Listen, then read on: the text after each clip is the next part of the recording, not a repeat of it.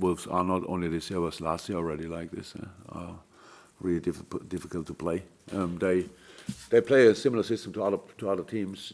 Depends a little bit to how they set up, but 3-5 in the back.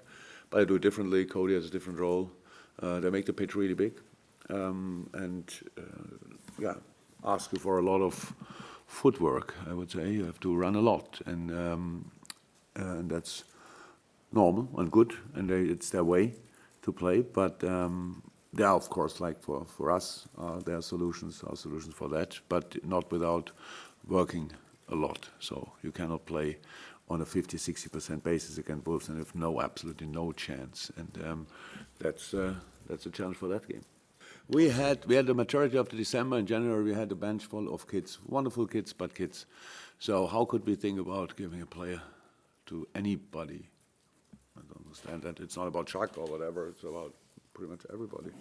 That we just have to keep them for sorting our situation and not the situation for different clubs. And if somebody would come around the corner and ask properly, but what didn't happen, so that then we maybe, if they are desperate, whatever, then we think, but there's absolutely no intention from our side to do anything. It's actually good that we have him back. How close is he to starting? I don't know exactly. It's just, it was a long time out, not too long, thank God, but it was long enough, and so he needs to find rhythm again, and we will see how we introduce him, step by step. But best news you can get, that we have these boys back, that we have Joel back, that Dejan is on the way back, and we played through the toughest period of the season with 2 centre halves, and our 5th centre half, Fabinho, who can play the position as well, was injured as well. So that was really tough.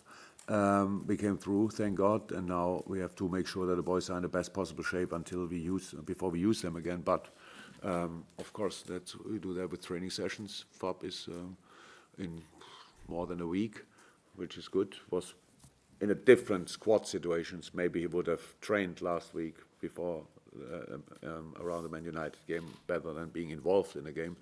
But so he had a few minutes, and that was good for him as well. And so getting closer and closer. As a goalkeeper, we knew what we get. Okay, yes, he made steps, which is normal in his life and with the training he gets with John and Jack.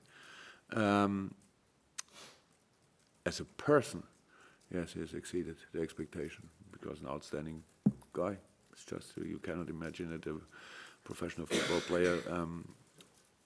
We have a lot of really good guys, but he's a very special person, and that's great. Yes. From that point of view, he did it. But apart from that, we knew that we get a really good goalkeeper. His character, how calm he is, helps us a lot. His goalkeeper techniques improve, making these difficult things looking easy. But you have to stay like this.